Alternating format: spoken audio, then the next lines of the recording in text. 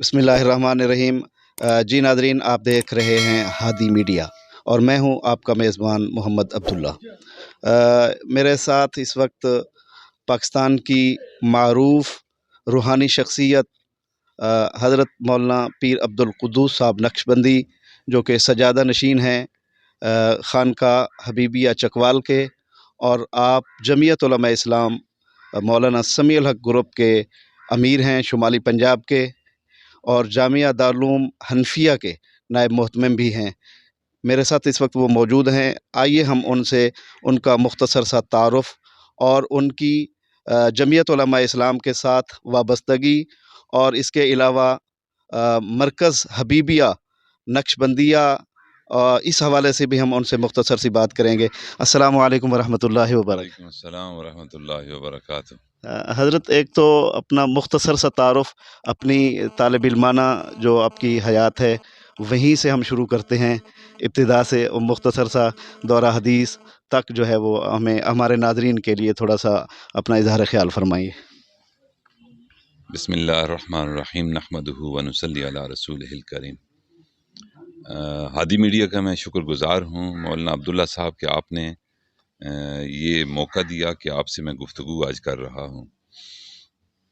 الحمدللہ آج اس تقریب میں شرکت کی وجہ سے آپ سے ملاقات بھی ہو گئی، آپ کی نسبتوں کا بھی ہمیں پتہ چلا۔ اللہ تعالیٰ آپ کو بہت زیادہ عزتوں سے نوازے، اپنے اکابر کا صحیح معنوں میں جانشین بنائے۔ خانقاہ حبیبیہ دارالعلوم حنفیہ چکوال ایک ایسا ادارہ ہے کہ جس کی بنیاد والد ماجد مرشد عالم حضرت مولانا پیر غلام حبیب نقشبندی رحمۃ اللہ علیہ نے رکھی۔ اس ادارے کی بنیاد 1951 میں رکھی گئی، اور اب تقریباً پون صدی سے قریب وقت ہو چکا ہے۔ اس ادارے سے ہزاروں طلباء فارغ ہوئے، اپنے سینے کو قرآن پاک کی کرنوں سے منور کیا ہے، اور اس کے علاوہ ہمارے اس ادارہ خانقاہ حبیبیہ جو ہے یہ روحانی اعتبار سے پورے عالم اسلام میں اس نے حضرت والد ماجد رحمۃ اللہ کے دور سے لے کر اب تک لوگوں کی رہنمائی کی ہے، اصلاح کی فکر انسانیت کے اندر پیدا کرنے کی کوشش کی ہے۔ اللہ تعالیٰ ان کی سائی کو قبول فرمائے۔ عاجز الحمدللہ کچھ نہ کچھ ٹوٹے پھوٹے الفاظ اس نے پڑھے ہیں۔ الحمدللہ میں نے عصری تعلیم ایم اے اسلامک اسٹڈیز کی ہے پنجاب یونیورسٹی سے۔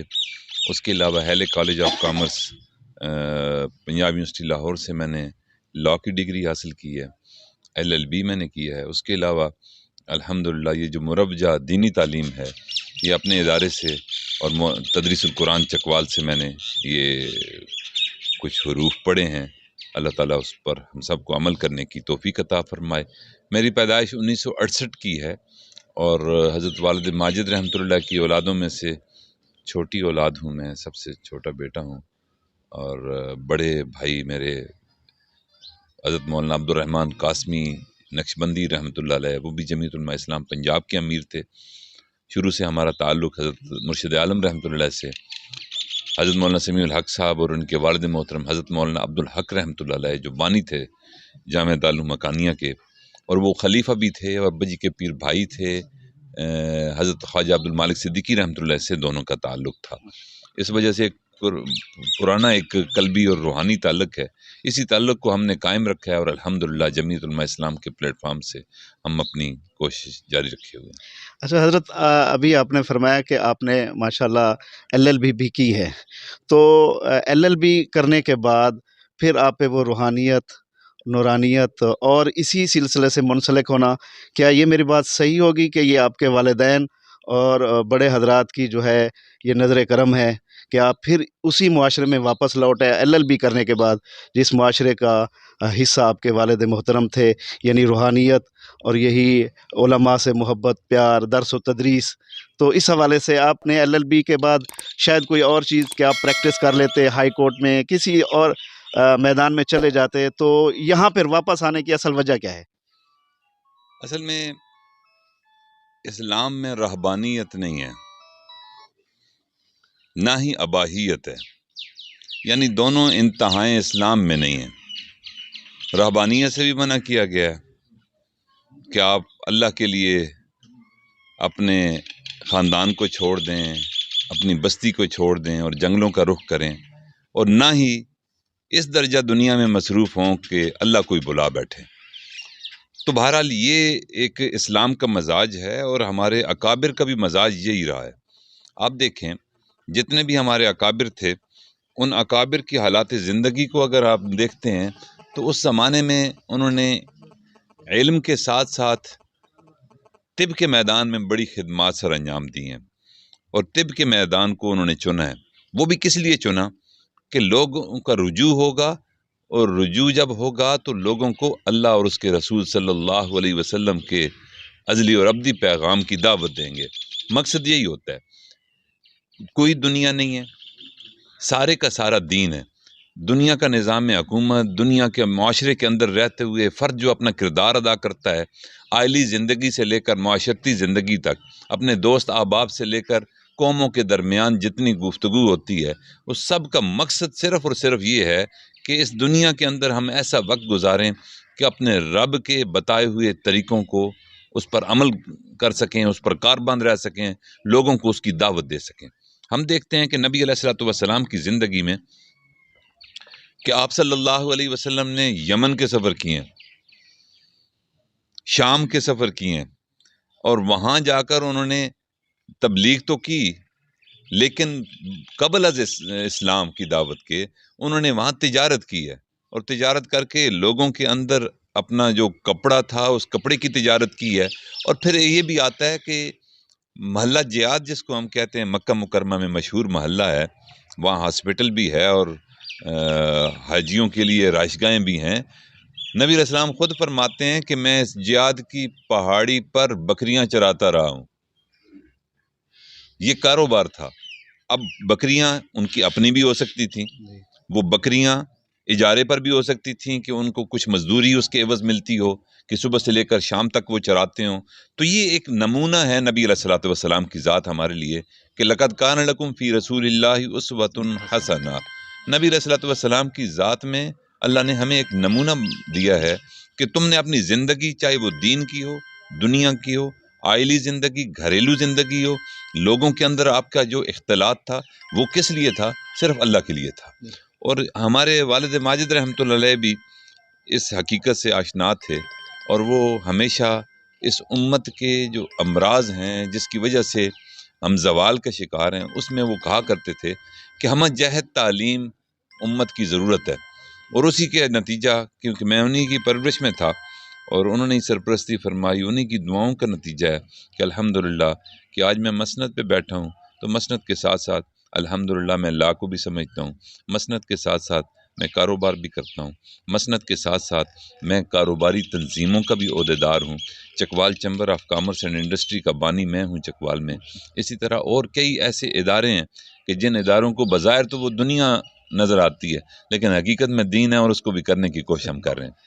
اچھا، اس کے علاوہ جمعیت علماء اسلام سین گروپ سے وابستگی آپ کی جو ہے وہ کس لحاظ سے ہے؟ حالانکہ جمعیت علماء اسلام مولانا فضل الرحمان گروپ بھی ہے، باقی بھی ہمارے ہاں جتنی مذہبی تنظیمیں ہیں، تو جمعیت علماء اسلام سین گروپ کے ساتھ کوئی خاص وجہ؟ دیکھیں جی، گزارش یہ ہے کہ ہمارا ہر عمل جو ہے نا، اس کا حساب ہم نے اپنے رب کے حضور پیش کرنا ہے۔ جامعہ اشرفیہ کے جو بانی تھے مفتی محمد حسن امرتسری رحمۃ اللہ علیہ، انہی کی حیات میں ان کے کچھ مدارس کے طلباء نے جو فارغ التحصیل ہوئے، تو فارغ التحصیل ہونے کے بعد کچھ عرصہ پڑھایا اشرفیہ میں، تو اس کے بعد انہوں نے مدنیہ کی بنیاد رکھ دی۔ تو ان کے جو بیٹے تھے چھوٹے، انہوں نے اس پر کہا کہ دیکھیں جی، ہمارے مدرسے کے طلباء تھے، پھر ہمارے مدرسے میں مدرس کے طور پہ بھی کام کرتے رہے، تو انہوں نے مقابلے میں ہمارے مدرسہ بنا لیا۔ تو حضرت مفتی محمد حسن امرتسری رحمۃ اللہ نے حضرت مولانا عبید اللہ، جو عبید اللہ سے چھوٹے اب جو بھائی ہیں ان کے، حضرت مولانا فضل الرحیم صاحب، ان کو کہا کہ بازار سے یہ سودا لے کر آؤ۔ پیسے دیے، وہ سودا لینے کے لیے گئے، سودا لے کر جب واپس آئے تو دیکھا کہ اس سودے کو کچھ تو مولانا فضل الرحیم صاحب نے اٹھا رکھا ہے، اور کچھ سودے کو ان کے ایک ساتھی نے اٹھا رکھا ہے۔ انہوں نے کہا بھئی سودا تیرا تھا، اس کو کیوں اٹھوایا؟ انہوں نے کہا جی یہ ساتھی تھا، سودا زیادہ تھا، مجھ سے اٹھایا نہیں جاتا تھا۔ تو انہوں نے سمجھایا کہ بات یہ ہے کہ اللہ کے ہاں پورے لاہور کے ایمان کی حفاظت اور علم کی تبلیغ کی خدمت یہ ہمارے سپرد تھی. اب پورے لاہور کے بارے میں مسئولیت ہم سے ہونی تھی. تو اللہ تعالیٰ نے ہمارے کچھ ساتھیوں کو توفیق دی اور اللہ نے ہم پر احسان فرمایا کہ اب انہوں نے بھی جامعہ مدنیہ بنا لی ہے. اب ان کی مسئولیت اور ہماری مسئولیت میں اب اللہ تعالیٰ کے ہاں جب پیش ہوں گے تو صرف ہم ذمہ دار نہیں ہوں گے، ساتھ مدنیہ والے بھی ذمہ دار ہوں گے. اسی طرح یہ ہمارے مملکت خدا داد پاکستان ہے، اس کی بہتری کے لیے، اس کے اندر اسلامی نظام کے احیاء کے لیے، اسلامی نظام کے نفاذ کے لیے، ملک کی عدالتوں میں قرآن و سنت کے نفاذ کے لیے، ملک کے انتظام کو چلانے میں اسلامی اصولوں کو یہاں نافذ کرنے کے لیے کسی ایک فرد کی ذمہ داری نہیں ہے. یہ ہم سب کو مل جل کر کوشش کرنی ہے. ہمارے آنکھوں کا تارہ ہیں حضرت مولانا فضل الرحمان صاحب دامت برکاتہم، حضرت لدھیانوی صاحب دامت برکاتہم، حضرت مولانا حامد الحق صاحب. یہ سارے کے سارے مل کر جب کوشش کریں گے اور اپنے اپنا کام کریں گے تو اللہ تعالیٰ کے ہاں بھی سرخرو ہوں گے. تو کوئی تفریق نہیں ہے. میں یہ سمجھتا ہوں کہ یہ تشکیلات ہیں. اب کوئی جیسے کسی ایک بندے کے 4 بیٹے ہوں تو وہ چاروں کو ایک میدان میں نہیں لگاتا کہ چلیں دیکھیں اس کو میں تبلیغ کے میدان میں لگا دیتا ہوں، فلاں کو میں تصوف کے میدان میں اللہ اللہ کے لیے لگا دیا کرتا ہوں، فلاں کو میں فلاں شعبے کے لیے سیاست کے لیے لگا دیتا ہوں. تو اس طرح یہ تشکیلات ہیں کہ تبلیغ والا بھی اپنا کام ہے، تصوف والا بھی اپنا کام ہے اور سیاست بھی اپنا کام ہے. آپ نے اپنی جو طالب علمانہ زندگی گزاری ہے، حیات تلمیذانہ میں کوئی ایسا دلچسپ واقعہ ہمارے ناظرین کے لیے؟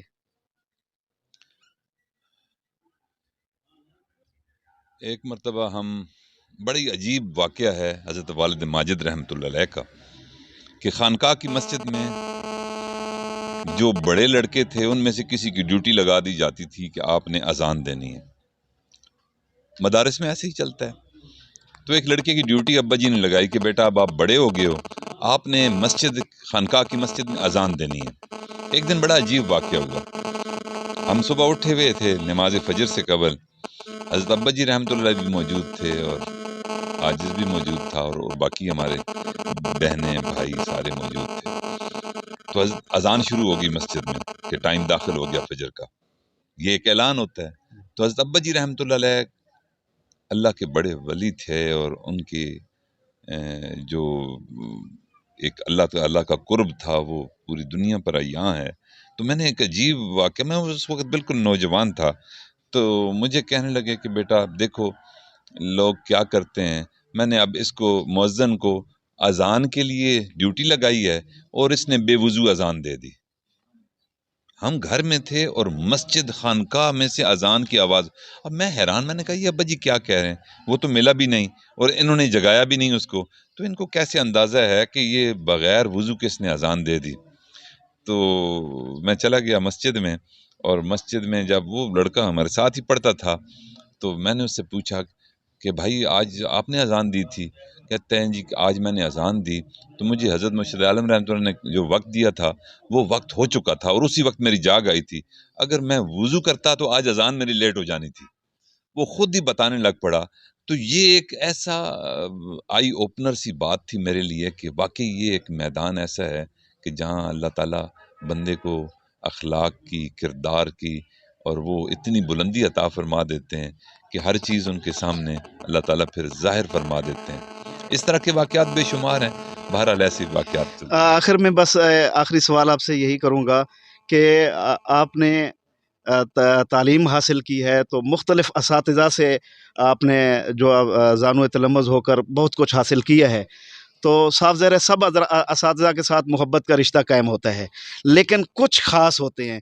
تو آپ کے اساتذہ کی فہرست میں جو سب سے زیادہ خاص ہے اور جن سے آپ کے دل کا جھکاؤ جو ہے وہ زیادہ ہے، ایک تو ان کا نام اور وجہ محبت. بہت اچھا سوال ہے. اساتذہ میں سے مولانا عمران جاوید دامت برکاتہم سے مجھے ایک قلبی میلان ہے، محبت ہے. وہ ان کی مزاج کی وجہ سے ہے کہ ان کے اندر بہت زیادہ تواضع ہے، بہت زیادہ انکساری ہے، اور کچھ چیزیں ایسی ہوتی تھیں کہ جو میں ان سے سوال کیا کرتا تھا تو یوں معلوم ہوتا تھا کہ جیسے وہ کتاب سے پڑھ کر جواب دے رہے ہیں، لیکن کتاب ان کے سامنے موجود نہیں ہوتی تھی. یوں وہ چلتا پھرتا علم تھے، اور ان کے اندر تقوی پرہیزگاری اتنی زیادہ تھی کہ ہمارے چکوال میں جب بھی کوئی پروگرام ہوتا ہے تو حضرات جو بڑے ہیں ہمارے، وہ انہی کی ڈیوٹی لگاتے ہیں، ذکر کی جماعت بٹھا دیتے ہیں. جیسے کوئی اجتماع ہمارا نقشبندی چلتا ہے، یا کوئی کانفرنس ہوتی ہے، یا ختم نبوت کے عنوان سے کوئی پروگرام ہوتا ہے، تو مولانا عمران جاوید صاحب کی ڈیوٹی ہوتی ہے کہ وہ کونے میں بالکل خاموش بیٹھے اللہ کے ذکر میں مصروف ہوتے ہیں، اور ان کی دعاؤں کی وجہ سے اللہ تعالیٰ ہمارے اس پروگرام کو شرف قبولیت عطا فرماتے ہیں. جی ناظرین، اس وقت آپ سے مخاطب تھے ہمارے مہمان ہادی میڈیا کے پیر طریقت حضرت مولانا عبدالقدوس نقشبندی صاحب، جن کا مختصر سا تعارف آپ نے سنا. آپ نے LLB بھی کر رکھی ہے، پنجاب یونیورسٹی سے فاضل ہیں، اور دورہ حدیث بھی کر رکھا ہے. اس کے علاوہ آپ ایک بہت بڑی خانقاہ کے سجادہ نشین بھی ہیں. الحمدللہ ان کے بہترین کلمات اور ان کی واضح و نصیحت والی جو گفتگو آپ نے سنی ہے، میں دعا کرتا ہوں کہ اللہ تبارک و تعالی ہم سب کو اس پہ عمل کرنے کی توفیق عطا فرمائے، اور ہمارے لیے باعث سعادت ہے. اللہ تعالی ہم سب کو اپنی رضا کی خاطر کام کرنے کی توفیق عطا فرمائے. جزاک اللہ.